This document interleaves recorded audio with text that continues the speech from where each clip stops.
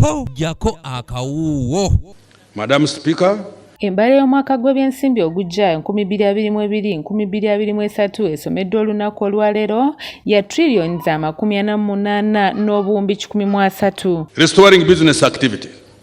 Madam Speaker, to support recovery of the economy, government has provided credit relief to borrowers as well as funding to micro, small and medium enterprises and corporate large businesses. Ng'asinziira mussemateeka wa Uganda ennyingo y'e-155 Kawaayira Kasooka, minisita avunaanyizibwa ku by'ensimbi n'okuteekerateekera eggwanga Honorable Mateya Kasaija asomye embalirira eno mu lutalo lwa paalamenti olw'omulundi ogwokubiri olubadde mu kisaawe e Kololo. Economic growth. Madam Speaker, the size of our economy is projected to expand to shillings 162.1 trillion for the financial ending 30th June this year. This is equivalent to US dollars 45.7 billion.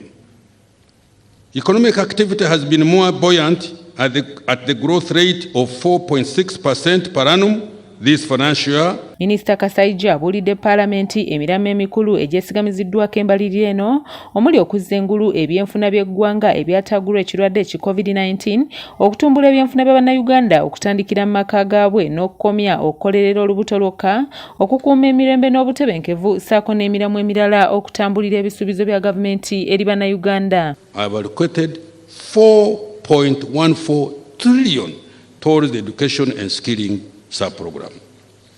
Science and innovation. Madam Speaker, we are developing 3 prospective COVID-19 vaccines which are undergoing in animal trials. Human trials will commence next financial year.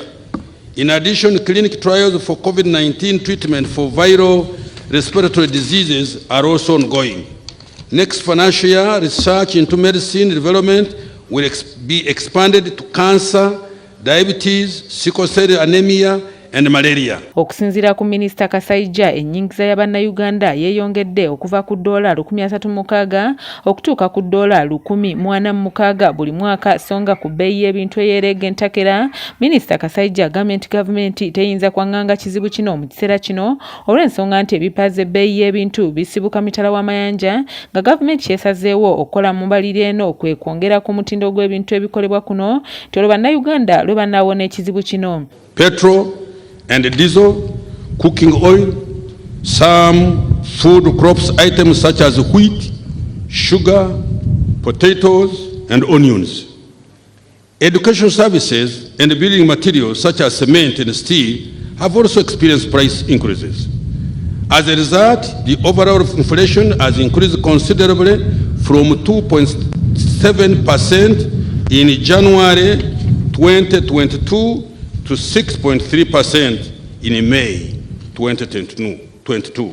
Minisita Kasaija agambye nti tewali misolo mijja gigenda kubangibwawo era ng'embalirira eno yeesigamye ku mpagi 3 omugenda okuva ensimbi omuli emisolo egigenda okusolozebwa mu bantu abalina emirimu, okwewola ssaako n'ezo ezituweebwa abazzakisa wamu n'ezo eziva mu bannaggwadda. The emphasis now is on mass vaccination of all eligible persons and community disease surveillance by strengthening village health teams with training and equipping them with smartphone and bicycle.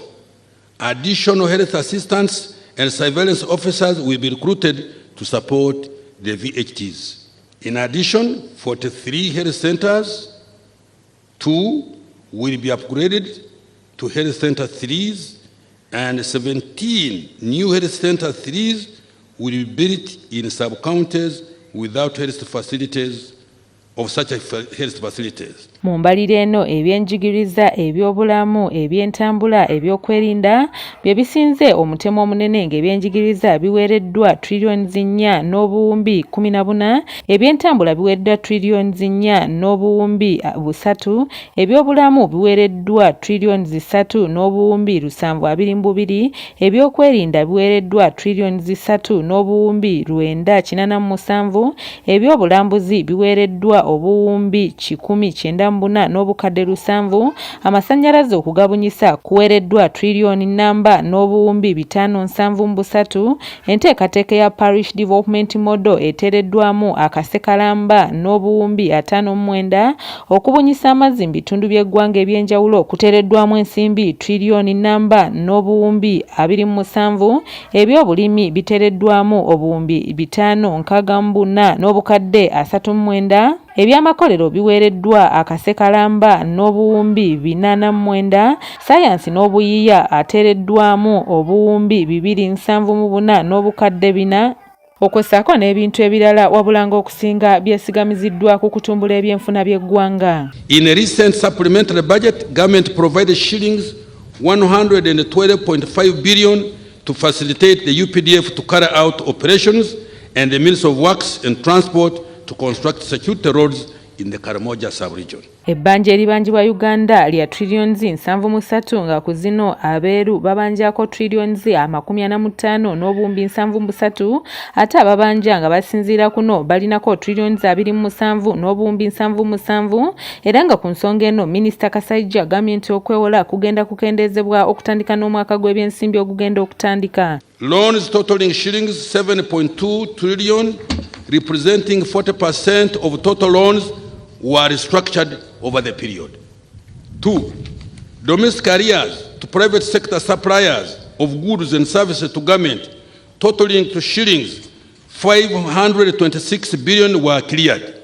In addition, court awards amounting to shillings 57 billion were also settled. Embali y'omwaka gw'ebyensimbi 2022-2023 ezimbiddwa ku mulamwa oguvuze nti monetization of Uganda's economy through commercial agriculture, industrialization, expanding and broadening services, digital transformation and market access era nga yakutandika okukola ng'ennaku z'omwezi lumu omwezi ogw'omusanvu omwaka guno. National electricity access today stands at 57% shamefully, of which 19% is on the main national grid and 38% is off-grid, including solar power. Ndisara Nandaula, Kra ABS TV, Jakakauwo. Uganda's total electricity generation capacity has increased from 1,269 megawatts in financial 2019-20 to 1,347 megawatts in financial year 21-22.